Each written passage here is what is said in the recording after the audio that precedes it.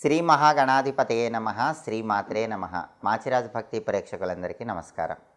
November 1వ తేదీ నుంచి నవంబర్ 10వ తేదీ వరకు మేషాది ద్వాదశ రాశులకి రాశి ఫలితాలు ఎలా ఉంటాయో, ఈ 10 రోజుల్లో కూడా ద్వాదశ రాశుల వాళ్ళకి అదృష్టం కలిసి రావాలంటే పాటించాల్సిన ముఖ్యమైన విధి విధానాలు ఏంటో, ఏ దేవాలయ దర్శనం చేయాలో, ఎలాంటి స్తోత్రాలు పఠించుకోవాలో, సకల దేవతా స్వరూపమైన గోమాతకు ఎలాంటి ఆహారం తినిపించాలో, ఎలాంటి దానాలు ఇచ్చుకోవాలో, ఈ 10 రోజుల్లో రాశి ఫలితాలు ద్వాదశ రాశుల వాళ్ళకి ఎలా ఉండబోతున్నాయో ఈ వీడియోలో మనం తెలుసుకుందాం. తదుపరి వృషభ రాశి.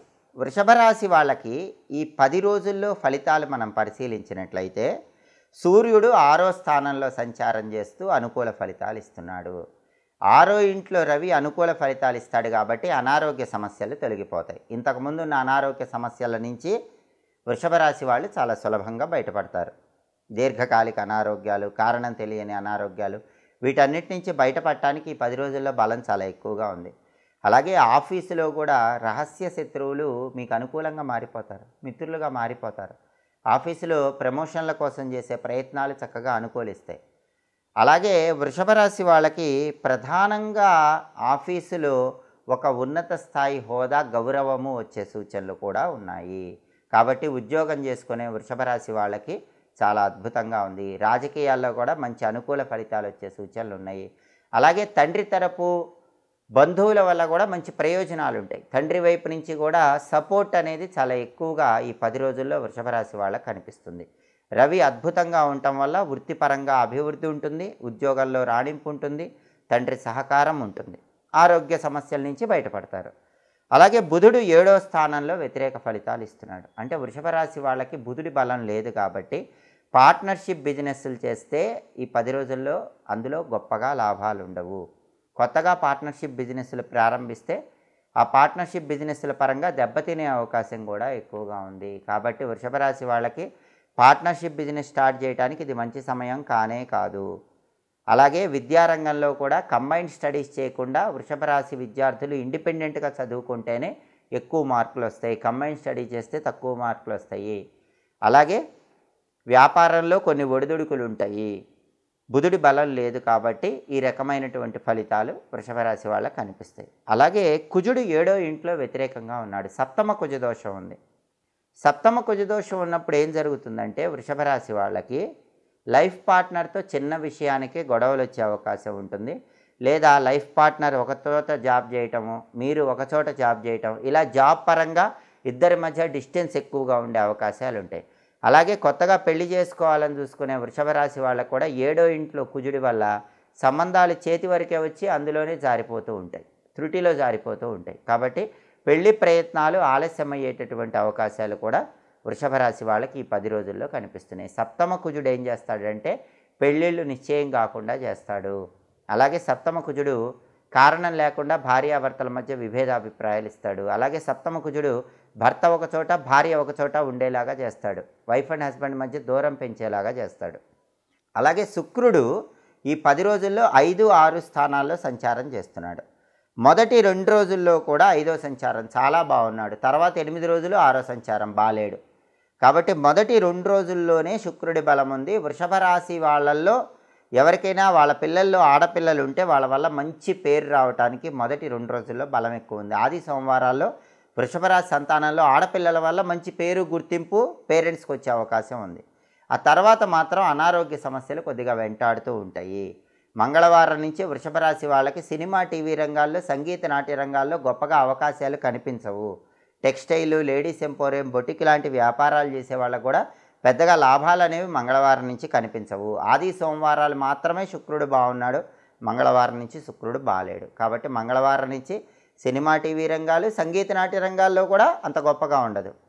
దాంతోపాటుగా శుక్రుడు బాలేడు కాబట్టి వైఫ్ అండ్ హస్బెండ్ మధ్య కూడా చిన్న చిన్న విషయాలకు గొడవలు అయ్యే అవకాశాలు ఉంటాయి. అలాగే వృషభ రాశి వాళ్ళకి ప్రస్తుతము గురుబలం లేదు.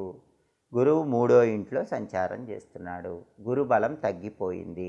గురుబలం తగ్గిపోవటం వల్ల జాబ్ పరంగా టెన్షన్స్ ఫేస్ చేయాల్సినటువంటి సమయంగా వృషభ రాశి వాళ్ళని చెప్పుకోవచ్చు. ఫైనాన్షియల్గా కూడా అప్ అండ్ డౌన్స్ అనేవి గురుబలం లేకపోవటం వల్ల వృషభ రాశి వాళ్ళకు ఉంటాయి. అయితే వృషభ రాశి వాళ్ళకి శని మాత్రం బ్రహ్మాండంగా యోగిస్తున్నాడు. 11వ ఇంట్లో శని ఏం చేస్తాడంటే కష్టానికి తగిన ప్రతిఫలం ఇస్తాడు. ఎన్ని సమస్యలు ఉన్నా సరే ఖచ్చితంగా వృషభ రాశి వాళ్ళకి చివరగా మాత్రం కష్టానికి తగిన ప్రతిఫలం శని భగవానుడు కలిగింపజేస్తాడని చెప్పడంలో ఏమాత్రం సందేహం లేదు.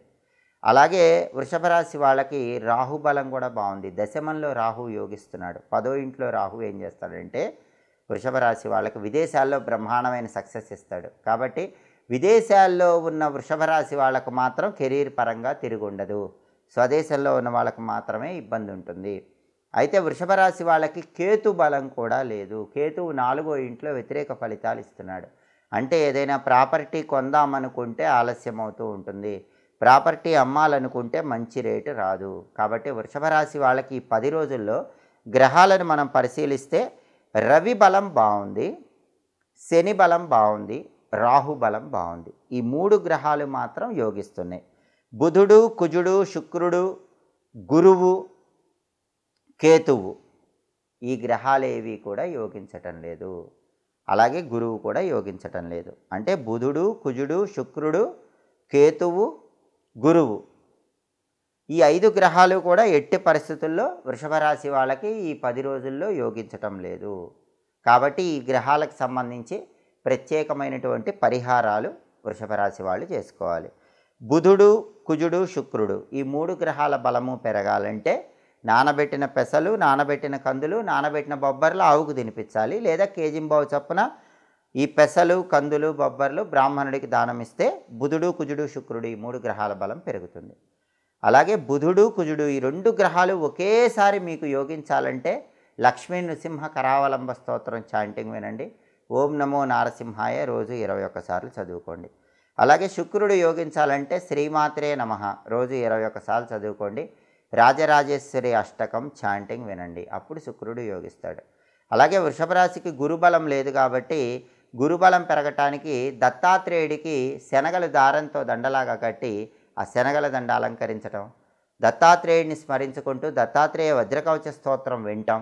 ఓం ద్రాం దత్తాత్రేయాయ నమః అనే మంత్రాన్ని కూడా రోజు 21 సార్లు చదువుకోవటం ద్వారా గురుబలం పెరుగుతుంది. అలాగే కేతు బలం లేక ప్రాపర్టీస్ పరంగా ఇబ్బందులు ఎదుర్కొనే అవకాశం ఉంది కాబట్టి అది పోవటానికి గం క్షిప్రప్రసాదనాయ నమః అనే గణపతి మంత్రం 21 సార్లు చదువుకోండి. అలాగే కేతు బలం కోసం సంకటనాశక గణేష స్తోత్రం వినండి. దాంతోపాటుగా సునకాలకు రొట్టెలు ఈ 10 రోజుల్లో ఆహారంగా వేస్తూ ఉండండి. దానివల్ల ప్రాపర్టీస్ పరంగా ఉన్న ఇబ్బందులన్నీ తొలగింపజేసుకోవచ్చు. ఈ పరిహారాలు పాటిస్తే ఈ 10 రోజుల్లో వృషభ రాశి వాళ్ళకి వ్యతిరేక ఫలితాలు తొలగిపోయి అనుకూల ఫలితాలు అందిపుచ్చుకోవచ్చు. ఇవి మేషాది ద్వాదశ రాశుల వారికి నవంబర్ 1వ తేదీ నుంచి నవంబర్ 10వ తేదీ వరకు రాశి ఫలితాలు. నవగ్రహాలలో యోగించే గ్రహాలు, యోగించని గ్రహాలు, అలాగే గ్రహాల సంచారాన్ని బట్టి పాటించవలసిన పరిహారాలు, జపించాల్సిన మంత్రాలు, చదువుకోవాల్సిన స్తోత్రపారాయణలు, ఇవ్వవలసిన దానాలు, ఎప్పటికప్పుడు దినఫలాలు, వారఫలాలు, పక్షఫలాలు, మాసఫలాలు వీటన్నిటి గురించి తెలుసుకోవాలంటే మాచిరాజు భక్తి ఛానల్ తప్పకుండా చూడండి.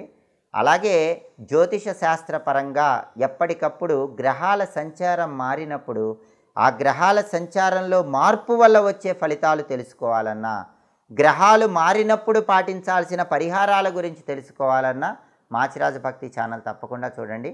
మా వీడియోస్ మీకు నచ్చినట్లయితే మా ఛానల్ లైక్ చేయండి, కామెంట్ చేయండి. మా ఛానల్ వీడియోస్ 10 మంది మిత్రులకు షేర్ చేయండి. మా ఛానల్ సబ్స్క్రైబ్ చేసుకోండి. పక్కనున్న బెల్ సింబల్ ఒకటి మాత్రం మర్చిపోకండి. సర్వే జనాః సుఖినో భవంతు. స్వస్తి.